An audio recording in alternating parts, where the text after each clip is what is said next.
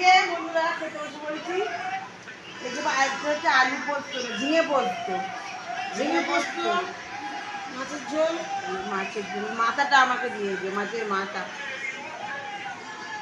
মাথা তো ছোট হয়েছে, নিবি? দাও দাও দাও দাও দাও করে কেটে দাও। আরে কি দেই আমি, এরা বড়টা দেই। এই যে কি রে আছে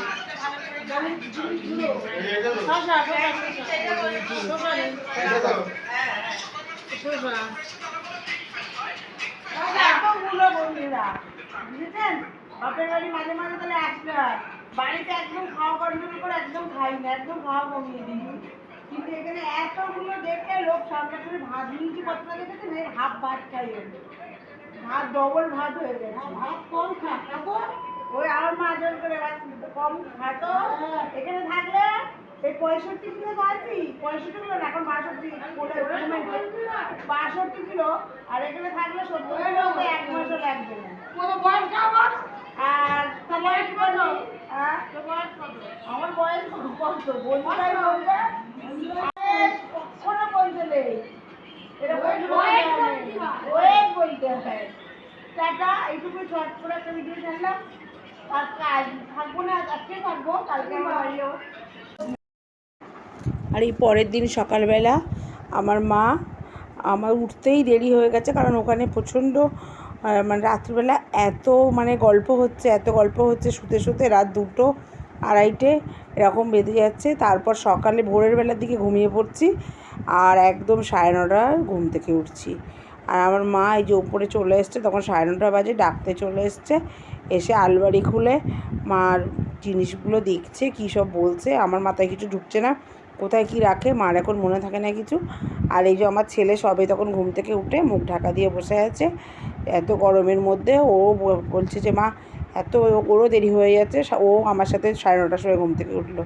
কিন্তু ওখানে আমাদের এখানে এত গরম হলেও কলকাতায় ওই গ্রামের দিকে গরমটা অনেকটাই কম, কারণ এত গাছপালা।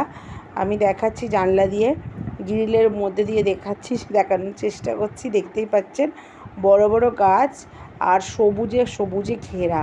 আমাদের বাড়ির পাশে চারিদিকে পুরো বড় বড় গাছ দিয়ে একদম। আর এই যে নিচে চলে এসে দেখছি আমার বোন, মেজো বোন, ও কি রান্না করবে সেটা ভাবছে। আমি বললাম যে আজকে আমরা 3 বোন রান্না করব। আর বাইরেটাও একটু ঘুরিয়ে আনি, চলুন আপনাদের মার বাইরে যাবো, তার আগে একটু চা খেয়ে নিয়ে বাইরেটা ঘুরিয়ে আনবো। আর এই যে এখানে না আজকে আমার বাবু মটন নিয়ে এসছে, আর এই মটনটা কেউ রান্না করতে চাইছে না। 3 কিলো, 2.5 কিলোর একটু বেশি, 3 কিলোর আবার একটু কম এরকম মাংস আছে, কিন্তু কেউ মাংসটা বলছে এতটা মাংস কেউ রান্না করতে পারবে না, আমাকেই রান্না করতে হবে।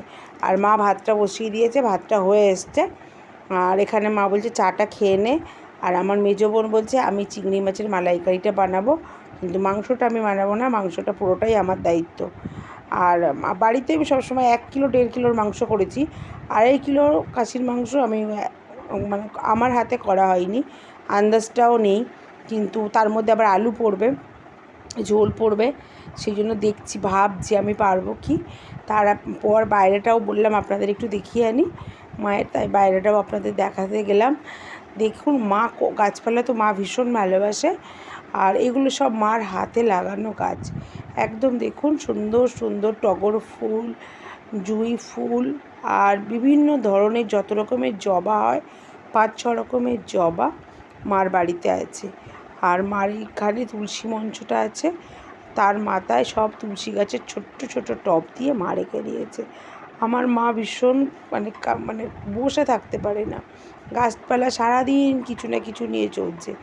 এই গাছগুলোকে ভীষণ যত্ন করতে হয়, এই গরমের মধ্যে জল দিতে হয়।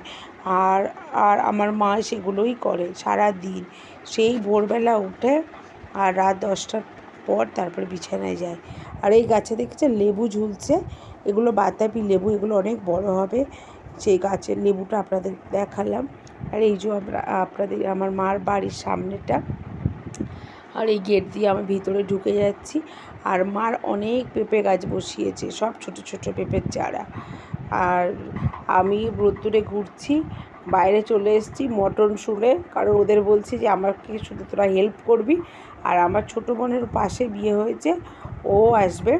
আজ আমরা 3 বোন মিলে একসাথে মজা করব, মজা করে রান্না করব।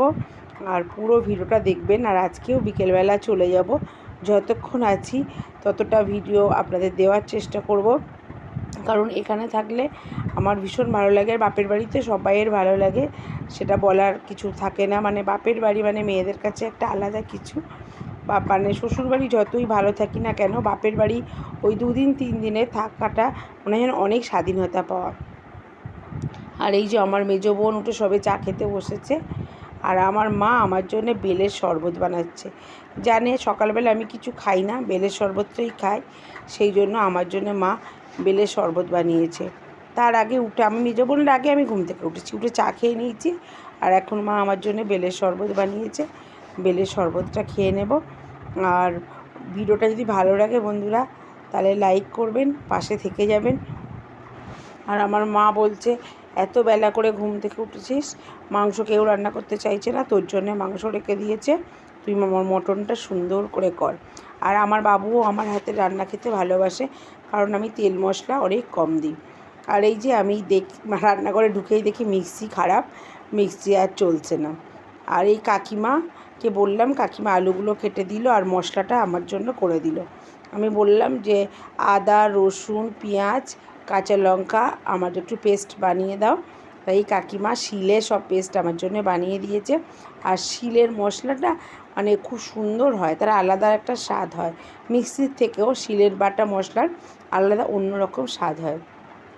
কি বলুন তো, এক একজনের রান্না একই রকম, কিন্তু এক একজনের হাতে এক এক রকমভাবে টেস্ট হয়। আর শিলের মশলা মিক্সির মশলার মধ্যেও এরকম আলাদা তারতম্য চলেই আসে। আর এই যে মটনটা আমি ভালো করে প্রথমে ধুয়ে নিলাম, তার মধ্যে সর্ষের তেল, আদা, পেঁয়াজ, রসুনের ওই পেস্টটা, আর নুন, হলুদ আর জিরে সব রকম একটু একটু মশলা দিয়ে ভালো করে মিক্সড করে রেখে দেবো কিছুক্ষণের জন্য। আর এই ছোটো জায়গার মধ্যে না এটা ভালো হচ্ছিল না, সেই জন্য আমি একটু বড় জায়গার মধ্যে এটা মাখালাম, কারণ ওইটার মধ্যে মাখানো যাচ্ছিল না, সেই জন্য। আর মটনে না আমি সবসময় বলে যে মটনে বেশি করে তেল দিতে হয়, কিন্তু আমি মটনে অল্পই তেল দিই। আর এই মটনটায় দেখলাম না অনেকটা চর্বি রয়েছে, সেই জন্য আরও খানিকটা তেল আমার কম লাগলো। আর এরকম পাতলা, এই গরমটা তো প্রচণ্ড পড়ছিল, সেই জন্য পাতলা ঝোল। আর আমি খাসির মাংস বলুন আর সব কিছু একটু হালকা হালকা ছোটো, মানে শ্বশুরবাড়ি এসে আমার শ্বশুরমশাইয়ের পেটের ভীষণ সমস্যা ছিল, হালকা ফুলকা রান্না করতেন আমার শাশুড়ি মা। আর আমি ওই দেখতে দেখতে আমি যখন আমার বিয়ে হয় শ্বশুরবাড়ি যখন আসি, আমি কিছুই পারতাম না। আমার শাশুড়ি মা সব রকম রান্না করতেন আর আমি শুধু দেখতাম যে উনি কী করে করছেন। আর দেখলাম অল্প মশলা দিয়ে একটু কষিয়ে নিয়ে উনি করতেন। আর আমার শ্বশুরমশাইয়ের পেটের সমস্যা, 12 মাসই পেটের সমস্যা ছিল, হালকা খেতে হতো। আর সেই জন্য আমার শাশুড়ি মায়ের ওই হালকা রান্না দেখে দেখে না আমি আর এখন মশলা ব্যবহার করি, আর অভ্যাস হয়ে গেছে। বেশি মশলার রিচ জিনিসও খেতেও পারি না, আর খেলেও না আমারও পেটের ভীষণ সমস্যা, জানেন আপনারা। আমিও হালকা রান্না খেতে ভালোবাসি, একটু রিচ হয়ে গেলেই আমার শরীর খারাপ করে। এটা আমার বিয়ের পর থেকেই এই সমস্যাটা দেখা দিয়েছে, আমার মেয়ে হওয়ার পর থেকেই। একদম ফ্যাটি লিভার হয়েছিল, আর ফ্যাটি লিভার থেকে আমার জন্ডিস হয়ে গেছিলো। সেই জন্ডিসের পর থেকেই আমার একদম হালকা খেতে বলেছিল ডাক্তার। আর এখনও আমার হালকা খাই, মানে একটু রিচ খাবার হলেই আমার শরীরটা ভীষণ খারাপ করে। আর একদম মানে কি বলবো, একটা অস্বস্তি হয়, এটা অনেকেরই হয়, হয়তো জানেন আপনারা। আর সেই জন্য আমি হালকা ফুলকা রান্না করতে করতে অভ্যাস হয়ে গেছে আমার হালকা ফুলকা। আর এখানে দেখুন প্রথমে লাল লাল করে আমি আলুটাকে ভেজে নিয়েছি, ভেজে নিয়ে তুলে নিয়েছি। প্রথমে ভাবছিলাম না মাংসটাকে কড়াইয়ের মধ্যে করব, তারপর ভাবলাম না প্রেসারেই করতে হবে। আর এই যে আমার ছোটো বোন এসে গেছে এখানে, 3 বোন মিলে এবার রান্নাঘরে। আর ভাইয়ের বউকে ছুটি দিয়ে দিয়েছি, ওকে বললাম আজকের জন্য তোমার ছুটি, আমরা 3 বোন মিলে রান্না করব। আর আমার ছোটো বোন এসেই বলছে, খুন্তি নাড়া দিতে শুরু করে দিয়েছে। আর মাংসের কালার হচ্ছে না বলে আমি বলছি আমি একটু মশলা কম দিই, সেই জন্য কালার আসছে না। আমার ছোটো বোন বললো না এখানে সবাই রিচ পছন্দ করে, আমি বললাম আমার বাবু হালকা খায়। এই নিয়ে আমাদের মধ্যে তর্ক চলছে। আমার ছোটো বোন আমার একটু মিট মশলা দিয়ে দিল। আর আমার মেজো বোন বলছে আমি এই চিংড়ি মাছের মালাইকারিটা আমি বানাবো, সেই জন্য আমারটাও দেখা। আমি বললাম ঠিক আছে। ও পাশে ও রান্না করছে, আর এখানে মটনটাও ঢাকা দিয়ে দিলাম। তারপর প্রেসারে দেব। আর প্রেসারে আমাদের একদম ছুঁই ছুঁই হয়ে গেছে, একটুখানি গ্যাপ ছিল, সেই জন্য আমার খুব ভয় লাগছিল প্রেসারে। আর এখানে ও চিংড়ি মাছের মালাইকারিটা বেশ ভালো বানিয়েছে, কালারটাও বেশ ভালো এসছে। আর আমার মটনের অবস্থা, আমার এবার ভয় পাচ্ছে যে মটনটা যদি না ভালো হয়, সেই জন্য আমি আর একটুখানি মশলা দিলাম। কারণ বাড়িতে রান্না করি একরকম, কিন্তু ওখানে আমার ভাইয়ের বউ ও রিচ খায়, আমার ভাই একটু রিচ খেতে পছন্দ করে, আর আমার সেই জন্য একটু ভয় হয়। বাড়িতে যাই রান্না করি কিছু বলে না। আর এই যে এখানে আমার মেজো বোন জলমুড়ি খাচ্ছে সকালবেলা গরমের মধ্যে। তারপরে দেখলাম না, কালারটা চলেই এসছে। এইবার আমি ওখানে প্রেসারে একটু বসিয়ে দিলাম, জাস্ট 2টো সিটি দিলেই না দেখলাম প্রেসারে হয়ে গেল মাংসটা, কারণ অনেকক্ষণ কষানো হয়েছে, সেই জন্য প্রেসারের মধ্যে আলুগুলো আগে দিয়ে দিলাম, তারপরে মাংসটা দিয়ে জাস্ট। আর এই গরম জল, সবসময় মাংসে গরম জল ইউজ করবেন, তাহলে স্বাদটা আরও বেড়ে যাবে। দিয়ে মাত্র 2টো সিটি দিয়ে আমি নামিয়ে ফেলবো। আর দেখুন এই গরমের মধ্যে আমারও অবস্থা খারাপ, মাংসটা তাহলে হতে থাক, তাহলে আমি একটুখানি উপর থেকে ঘুরে আসি, দেখি মা কী করছে, আবার ফিরে আসছি। বলতে যে তুই আগে খেতে বস, দেখি তুই খেয়ে টেস্ট কর। আমি বললাম না, বাবু আগে খাক, বাবুকে দিয়ে দিয়েছি, বাবুর খাওয়া হয়ে গেছে, বাবু শুয়ে পড়েছে, আর আমি এখানে খেতে বসে পড়েছি। এত ভালো হয়েছে না পুজো, অনেকদিন পর খাচ্ছি। আর কী কী রান্না হয়েছে?